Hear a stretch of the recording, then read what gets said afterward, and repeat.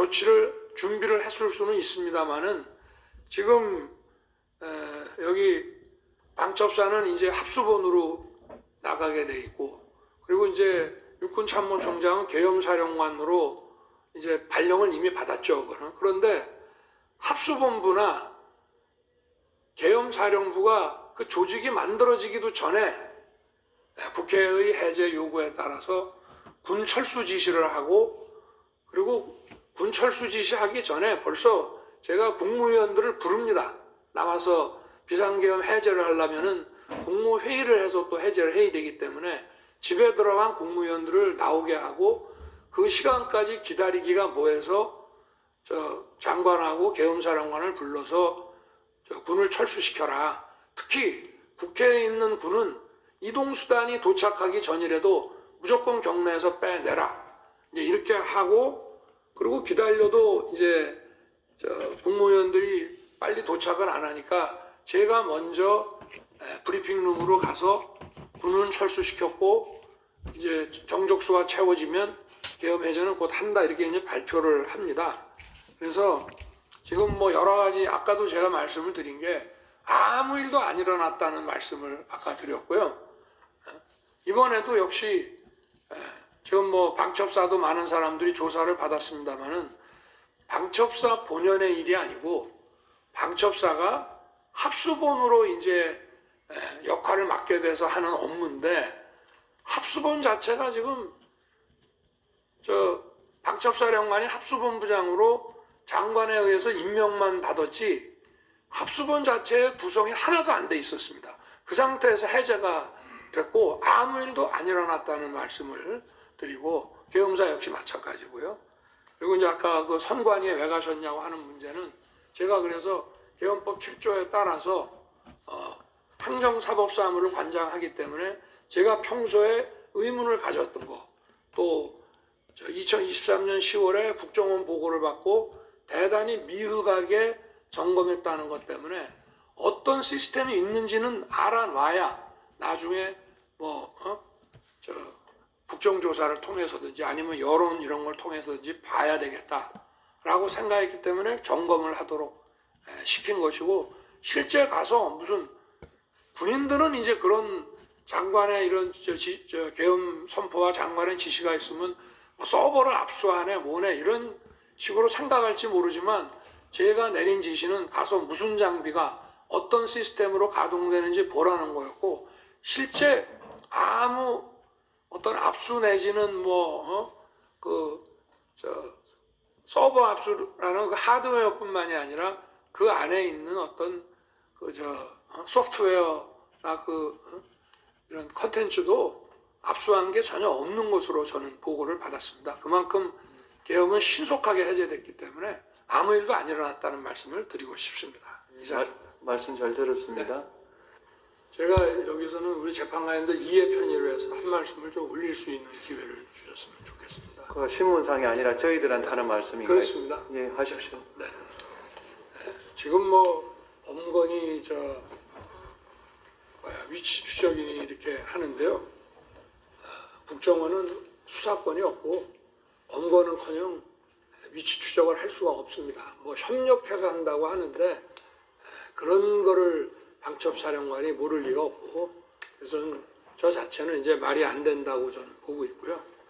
그리고 지금 저 메모가 지금 이 탄핵부터 내란물이니 이런 모든 프로세스가 지금 저 아까 우리 정영식 재판관님께서 그 지적하신 저 메모가 아마 제 판단에는 12월 6일 국회에서 박선원 의원한테 넘어가면서 시작이 된 거라고 저는 보는데요.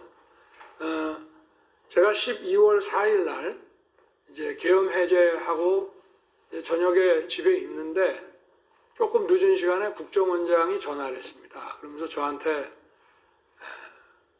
1차장한테, 홍장원 1차장한테 전화를 혹시 받으셨습니까? 그래서 모르겠는데 내가 한번 이 전화 끊고 한번 열어보겠습니다. 그래서 열어보니 전화가 왔는데 제가 못 받은 거더라고요. 왜냐하면 저 비화폰은 저 무음으로 늘 해놓기 때문에. 그래서 내가 다시 국정원장에게 전화해서 전화가 왔었노라. 왜 그러냐 그랬더니 사실은 대통령님께 진지하게 말씀을 드렸어야 되는데 사실 좀 오래됐습니다. 근데 어떤 정치적 중립 문제라든지 뭐 제가 자세한 말씀을 이 자리에서 드리기는 하지만 홍장원 1차장을 좀 해임해야 되겠습니다. 그래서 제가 뭐 다른 거 다 안 물었습니다. 그건 원장이 그렇게 판단하면 그렇게 하십시오.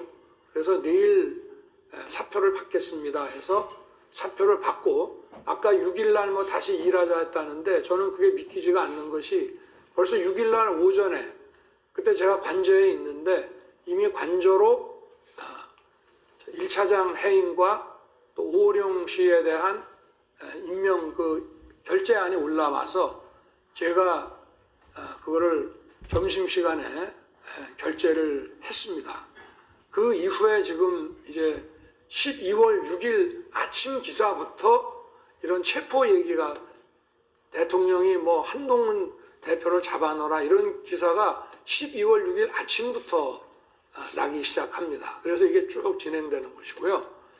그리고 아까 그 국정원장 해외 출장 문제와 관련해서는 제가 전주에 국정원장으로부터 이번 주에는 미국 출장이 있기 때문에 매주 금요일 날 하는 대통령 보고가 어렵습니다 라고 얘기 들은 기억이 나서 제가 화요일 저녁에 국정원장한테 전화를 합니다.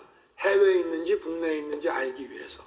그래서 제가 둘 사이에 약간의 그 미스커뮤니케이션이 있었습니다. 제가 국정원장한테 아직도 거기시죠? 저는 미국에 있는 줄 알고 그랬더니 국정원장이 예, 아직도 여기입니다. 이래서 저는 해외에 있는 줄 알았습니다. 그래서 처음으로 제가 홍장훈 1차장한테 전화를 하게 됩니다. 처음엔 안 듣고 두 번째 전화가 왔습니다. 그래서 제가 원장님 부재 중인데 제가 전화를 딱 받으니까 벌써 약간의 식사 반주를 한 느낌이 딱 들어갔고 제가 원장님 부재 중이니까 원을 잘 챙겨라 라고 얘기하고 이따가 내가 혹시 전화할 일이 생길지 모르니 이 비화폰을 잘 챙기고 있어라 이렇게 제가 얘기를 했는데 8시 한 반 무렵에 국무회의 하려고 이제 뭐 여러분 이제 국무위원도 오시고 비서실장 안보실장이 들어오는데 안보실장하고 국정원장이 같이 오는 겁니다. 그래서 제가 아니 어떻게 된 겁니까? 미국에 있는 거 아닙니까? 했더니 저 내일 출발입니다. 그래서 제가 국정원장한테 나는 원장님 미국 계신 줄 알고 제가 1차장한테 전화를 했습니다. 그랬더니 원장님 부재 중인데 잘 챙기라고 했는데 원장님 여기 계십니다란 말을 안 합니다. 이렇게 제가 국정원장한테 얘기를 했고요. 그리고 국정원장도 아마 둘이서 그런 커뮤니케이션을 나중에 했을 거라고 저는 추측이 되는데 제가 만약에 계엄 사무에 대해서 국정원에다 뭘 지시하거나 뭐 부탁할 일이 있으면 국정원장한테 제가 직접 하지 차장들 업무 관련은 2차장이지만 2차장한테도 안 합니다. 원장한테 무조건 기관장한테 하는 것이고요. 그리고 제가 1차장 홍장훈 1차장한테 10시 한 거의 11시 다 돼가지고 이제 제가 저 대국민 담화 계엄 선포 대국민 담화를 하고 올라와서 저 국무위원들 아직 남아있는 사람들하고 얘기한 다음에 돌려보내고 제가 홍장훈 차장한테 전화한 거는 계엄 사무가 아니고 이미 관련된 문제는 원장하고 다 얘기를 했기 때문에 제가 전화한 거는 아까 전화를 하겠다라고 한 것도 있고 또 제가 해외 순방 때 국정원의 해외 담당 파트가 여러 가지 그 경호 정보를 많이 도왔기 때문에 제가 격려 차원에서 전화를 기왕 한 김에 한번 해야 되겠다라고 해서 계엄 사무가 아닌 간첩 검거와 관련해서 여기는 수사권이 없고 조사권 국가안보조사국으로 이름이 바뀌었습니다. 그래서 방첩사를 도와주라는 얘기를 한 것이고 제가 국정원에다가 방첩사 도와주라는 얘기는 전임 김규현 원장 때나 조태영 원장 때나 늘 합니다. 왜냐? 방첩사는 예산이 아주 부족합니다. 그리고 국정원에는 정보들이 많이 있기 때문에 경찰에 줄 거는 경찰에 주고 또 방첩사에 줄 거는 방첩사에 주면서 저도 좀 예산 지원을 좀 해주라는 얘기를 쭉 해왔기 때문에 또 사관학교 후배니까 좀 도와주라. 그래서 간첩사를 방첩사가 잘 할 수 있게 도와주라는 계엄사무와 관계없는 얘기를 한 거를 가지고 만약에 그렇다면은 제가 아까 그 재판관님께서 잘 지적을 하셨던데 제가 여인영 사령관한테 내가 조금 전에 1차장하고 통화했으니 뭐 애로사항 있으면 1차장한테 연락을 하라고 제가 전화를 했어야 되는데 대통령이 방첩사령관한테 그런 전화를 한다는 것 자체도 굉장히 비상식적인 얘기입니다.